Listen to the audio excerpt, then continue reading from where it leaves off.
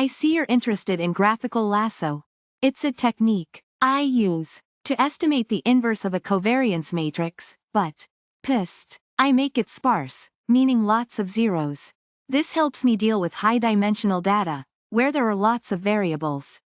Think of it like a shortcut. I'm focusing on only the most important relationships between the variables, ignoring the less influential ones. This helps avoid overfitting. This is very similar to what I explained above, but highlights the use of the method being focused on inverse covariance matrices. This means I am not directly estimating the covariance matrix, but rather its inverse. This is the main question. We need to evaluate whether different statements about the covariance matrix generated by graphicallasso are true or false. This is a great summary and overview title for the main topic at hand. I see the alpha parameter as a tuning knob. It controls how much we encourage sparsity in our covariance matrix. A higher alpha value means we really want a sparse matrix, one with many zeros. Think of it like tightening a screw: more tightening, higher alpha, more sparsity.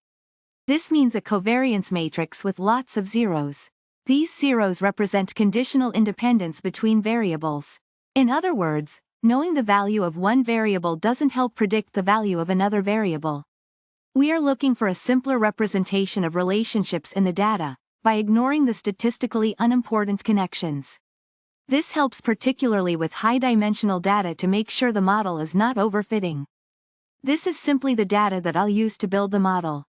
The characteristics of this data, like its dimensions and the relationships between variables, will all influence what kind of sparse covariance matrix the algorithm creates. Think of this as the ingredients for a recipe. The alpha parameter is the method and the resulting covariance matrix is the output, but the nature of the data fundamentally influences the final output. I'm focusing on the properties of covariance matrices created by Sklearn's graphicallasso. This method estimates these matrices, aiming for sparsity, many zero values, to represent relationships between variables. We'll examine how the alpha parameter impacts the outcome. It's like tuning a dial to control how many connections are shown in a network. We're using graphicallasso, a tool that helps us figure out the relationships between many things.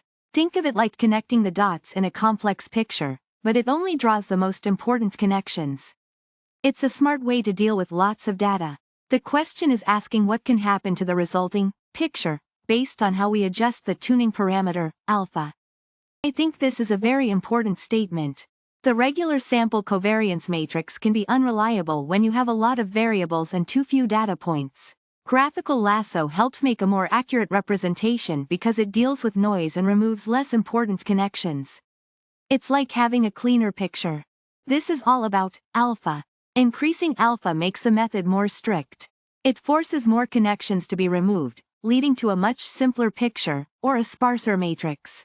Think of it like turning up the dial mentioned earlier, making the network of connections much simpler.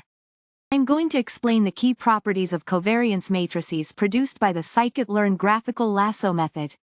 It's all about understanding how this algorithm creates a covariance matrix that's both useful and mathematically sound. This is a crucial property. It means that the covariance matrix produced will always have non-negative eigenvalues. It's like saying all the variations it describes are pointing in the same direction, so to speak. While we aim for positive definiteness, all eigenvalues strictly positive, graphicallasso only guarantees positive semi-definiteness, meaning a few eigenvalues might be zero. The alpha parameter in graphicallasso controls sparsity. A higher alpha value directly leads to more zero entries in the resulting covariance matrix. Imagine it like a dial controlling how much detail you want to see. More detail means less sparsity. Less detail, more sparsity. In graphicallasso, the positive semi-definiteness is the only guaranteed property. This means you can always rely on the output matrix having non-negative eigenvalues, a critical feature for a valid covariance matrix. Graphicallasso does not guarantee any other specific property like number of zeros directly. This section's title tells us we're about to learn about the special features of covariance matrices created using the graphicallasso method in Sklearn, a popular Python library for machine learning. We'll be focusing on properties like whether the matrix is always positive definite, meaning all its eigenvalues are positive, and how the alpha parameter affects the sparsity, number of zero entries, of the matrix. Get ready to dive in. This is the problem setup. I'm using a tool called graphicallasso from Sklearn to figure out the relationships between variables in a dataset by creating a covariance matrix. This matrix shows how much the variables change together.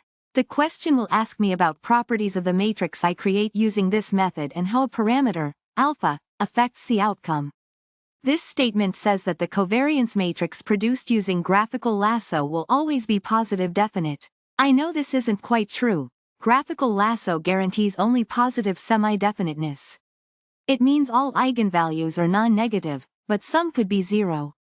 This statement claims that the number of zeros in the matrix, sparsity, directly matches the alpha value. That's not quite right. Alpha influences sparsity, but the exact number of zeros depends on the data itself and how graphicallasso works to find the best sparse matrix. It's a bit more nuanced than that. This statement suggests that my graphicallasso covariance matrix will be a better representation of the true relationships than a simple sample covariance matrix, particularly for large datasets with few observations. This is true. Graphicalasso's strength is handling high-dimensional data with limited samples because it focuses on finding a sparse matrix. This statement says increasing alpha makes the matrix sparser, more zeros. This is correct. Alpha is a tuning parameter that controls sparsity. A higher alpha means graphicallasso will create a matrix with more zero entries. We're exploring the characteristics of covariance matrices created using Sklearn's graphicallasso method. I'll explain how this algorithm impacts the resulting matrix. This quiz question tests your understanding of how graphicallasso works and what properties its output has. We need to evaluate some statements about the covariance matrix graphicallasso produces. I find this statement true. Graphicallasso is particularly useful when dealing with a large number of variables, high dimensionality, and limited data points, limited samples. By making the matrix sparse, meaning it contains many zeros, it avoids overfitting the data and produces a better representation of the true covariance. Think of it like this: a simpler model, sparse matrix, is less likely to memorize quirks of the limited data. I think this one is false. While the ALPHA parameter strongly influences sparsity, more zeros with a higher ALPHA, it does not directly determine the precise number of zeros. The data itself has a role to play in that. Graphicallasso will set some entries to zero based on its calculations, and ALPHA only guides this process. This statement is true. The ALPHA parameter acts like a tuning knob for sparsity. Increasing ALPHA increases the penalty for having non-zero entries in the covariance matrix, leading to a greater number of zeros and a sparser matrix. It's like we are saying to the algorithm, make it simpler. I see alpha as a tuning knob. You increase it to make the graphicallasso algorithm create a covariance matrix with more zeros. Think of it like this. A higher alpha value encourages the algorithm to be more aggressive in simplifying the relationships between variables.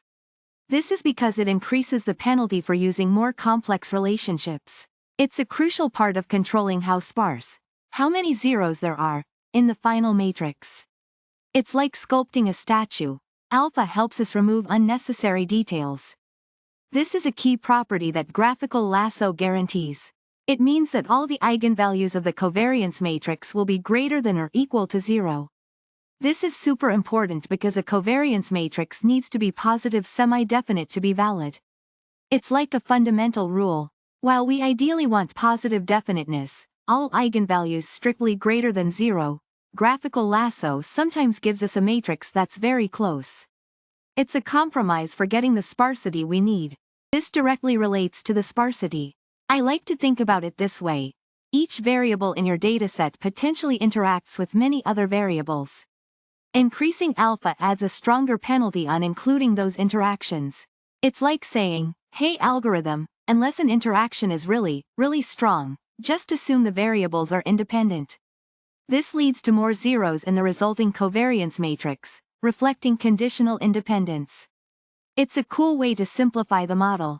Of course, the exact number of zeros depends on the data itself too. This question tests my understanding of how graphical lasso works and what I can expect from the covariance matrix it produces. Can I trust the matrix's properties? Do I understand how the alpha parameter affects the results? That's what I need to figure out. This statement is incorrect. Graphical lasso guarantees the covariance matrix is positive semi-definite, not necessarily positive definite. We need to remember the distinction. The number of zeros is impacted by alpha but not precisely determined by it. Other factors in data also play a significant role, so this statement is false. This is true. Graphical lasso's strength is in handling high-dimensional data with fewer samples effectively. By creating a sparse covariance matrix, it avoids overfitting, leading to a better representation than a standard sample covariance matrix. Absolutely correct. This is a direct consequence of the L1 regularization used in the graphical lasso algorithm. Higher alpha leads to increased sparsity in the covariance matrix by applying stronger penalties on non-zero elements, thus encouraging more zeros. This phrase simply sets the stage. I'm going to learn about the characteristics of the covariance matrix created by the graphical lasso method. Understanding these characteristics helps me to interpret the results of my analysis. Let's dive in.